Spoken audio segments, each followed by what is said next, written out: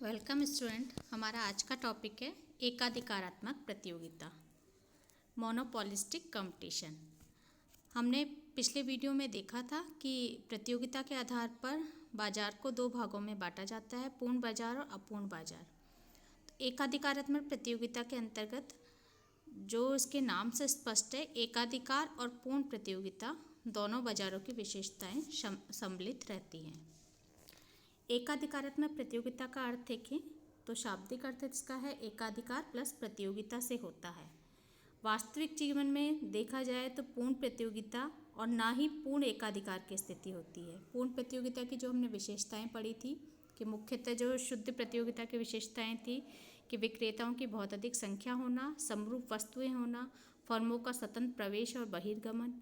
ऐसे ही पूर्ण एकाधिकार की विशेषताएं कि एक ही विक्रेता का होना, वस्तु पर उसका वस्तु की कीमत और मात्रा पर पूर्ण नियंत्रण होना और अन्य फर्मों के प्रवेश और बहिर्गमन पर प्रतिबंध होना। तो इस तरीके से जो दोनों बाजारों की विशेषताएं हैं वो एक काल्पनिक विशेषताएं हैं जो कि वास्तविक व्यवहारिक जीवन में दिखाई नहीं देती है। तो एक नई बाजार व्यवस्था है एकाधिकारात्मक प्रतियोगिता जो दोनों चरम सीमाओं के बीच की स्थितियां प्रदर्शित करता है। अर्थात इसमें कुछ विशेषताएं तो पूर्ण प्रतियोगिता की होंगी और कुछ एकाधिकार की विशेषता।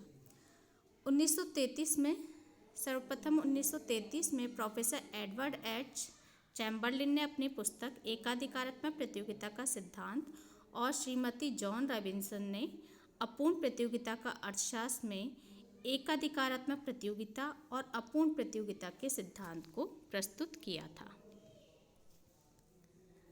अब हम एकाधिकारात्मक प्रतियोगिता का अर्थ देखें तो एकाधिकारात्मक प्रतियोगिता का अर्थ उस बाजार स्थिति से होता है जिसमें बड़ी संख्या में विक्रेता या फर्में एक दूसरे की निकट स्थानापन्न विभेदीकृत वस्तुओं का विक्रय या उत्पादन करती हैं। इसके अर्थ में ही दोनों जो अन्य जो बाजार हैं पूर्ण प्रतियोगिता और एकाधिकार की विशेषताएं सम्मिलित हैं। अर्थ में हमने देखा कि बड़ी संख्या में विक्रेता या फर्में होनी चाहिए जो हमारी पूर्ण प्रतियोगिता की विशेषताएं हैं, और दूसरी विशेषता कि जो फर्में होती हैं वो निकट स्थानापन्न और विभेदीकृत वस्तुओं का उत्पादन करती हैं। तो विभेदीकृत वस्तुओं का उत्पादन मुख्यतः एकाधिकार की विशेषताएं हैं। तो दोनों विशेषताओं को सम्मिलित करके हमारी एकाधिकारात्मक प्रतियोगिता बाजार की स्थिति बनती है।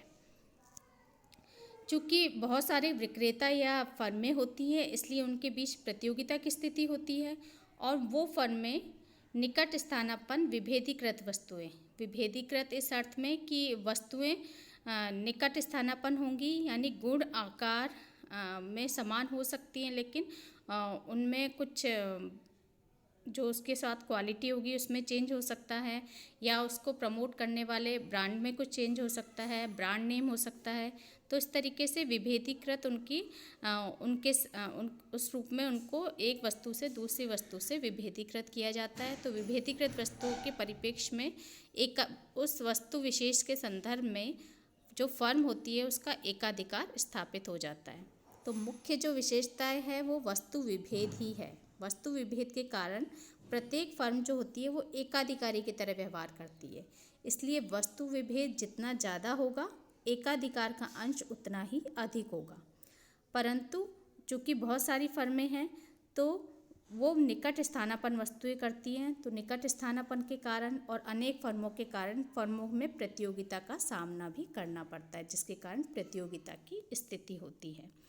तो वस्तु की कीमत के निर्धारण के संदर्भ में फर्म है वस्तु की कीमत को निर्धारित कर सकती है, पर चूँकि उसकी जैसी मार्केट में बहुत सारी अन्य वस्तुएं हैं तो उसके कारण वो पूरी तरीके से कीमत को नियंत्रित नहीं कर सकती, या इसको कह सकते हैं हम कीमत नियंत्रण का जो उसका उद्देश्य होता है वो पूरी तरीके से संभव नहीं होता है।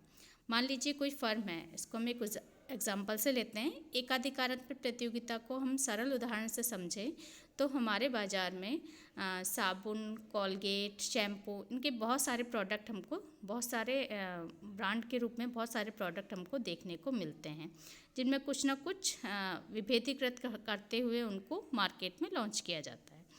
तो इस संदर्भ में उनके बीच में एक प्रतियोगिता चलती रहती है कि जो विक्रेता पक्ष होता है उपभोक्ता को आकर्षित करने के लिए जो ब्रांड के माध्यम से उसका एडवर्टाइजमेंट या उसमें कुछ इंग्रेडिएंट ऐसे मिला करके कि जो उपभोक्ताओं को आकर्षित करे, उसके माध्यम से वस्तु को मार्केट में प्रचारित करता है।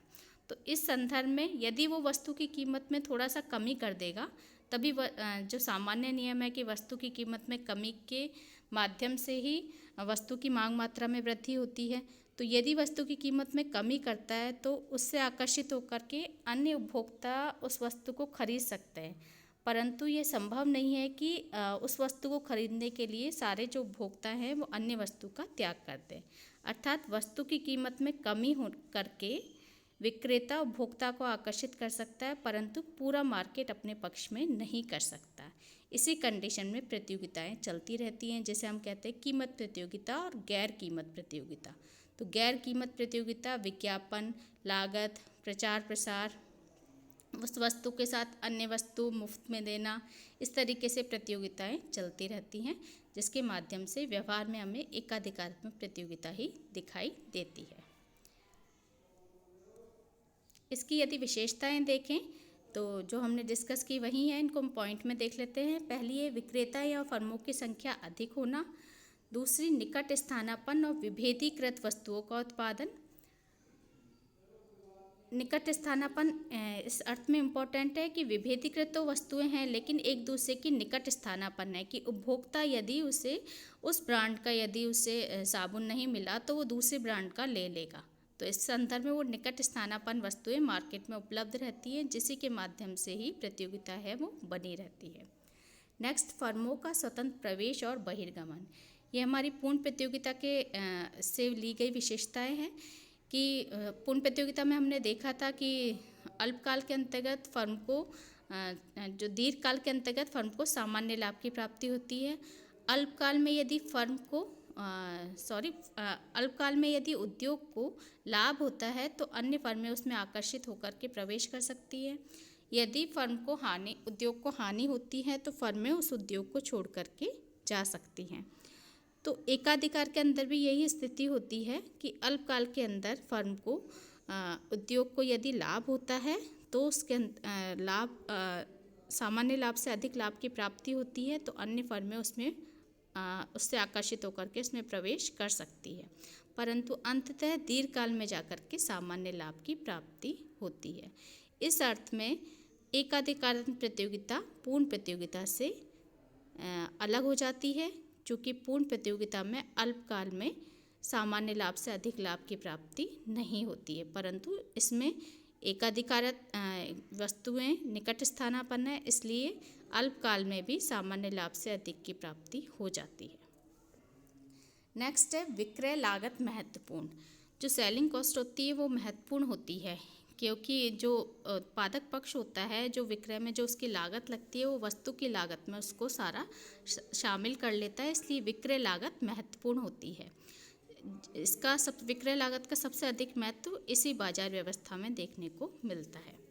नेक्स्ट है गैर कीमत प्रतियोगिता का होना। हमने पहले देखा है कि कीमत प्रतियोगिता तो कीमत के माध्यम से होगी। गैर कीमत प्रतियोगिता का अर्थ है कि वस्तु को प्रचारित करने के लिए, वस्तु की बिक्री को बढ़ाने के लिए जब अन्य रूप से प्रतियोगिता की जाती है तो उसे गैर कीमत प्रतियोगिता गैर कीमत प्रतियोगिता कहते हैं। जैसे वस्तु के विज्ञापन प्रचार प्रसार के लिए किसी पर्सनैलिटी को जब हायर किया जाता है, उसके माध्यम से वस्तु को ब्रांड नेम है उसको प्रमोट किया जाता है, तो वो गैर कीमत प्रतियोगिता होती है। जैसे एग्जांपल हम देखते हैं कि लक्स के लिए एक ब्रांड नेम है कि लक्स को एडवर्टाइजमेंट के लिए, कि लक्स के एडवर्टाइजमेंट के लिए जो सेलिब्रिटीज़ हैं, जो फिल्म एक्ट्रेस हैं, वो सब उसके लिए अट्रैक्टिव होते हैं कि यदि लक्स ब्रांड मिल गया तो आपकी पॉपुलैरिटी और ज़्यादा बढ़ जाएगी। तो ये एक तरीके से गैर कीमत प्रतियोगिता को प्रोत्साहित करता है। नेक्स्ट है मांग व ऋणात्मक होना। मांग व ऋणात्मक होने का अर्थ है मांग का नियम लागू होना, कि यदि एक उत्पादक है उसे वस्तु की कीमत को अधिक बेचना है तो उसे उसकी कीमत, वस्तु की मात्रा को अधिक बेचना है तो उसे वस्तु की कीमत को कम करना पड़ेगा। लेकिन मांग वक्र इसमें ऋणात्मक होता है, लेकिन एकाधिकार से अधिक लोचदार होता है, क्योंकि इसके अंतर्गत निकट स्थानापन्न वस्तु होती है, इसलिए इसकी आकृति एकाधिकार के मांग वक्र से अलग होती है, जैसे हम आगे आने वाली स्लाइड में देखेंगे।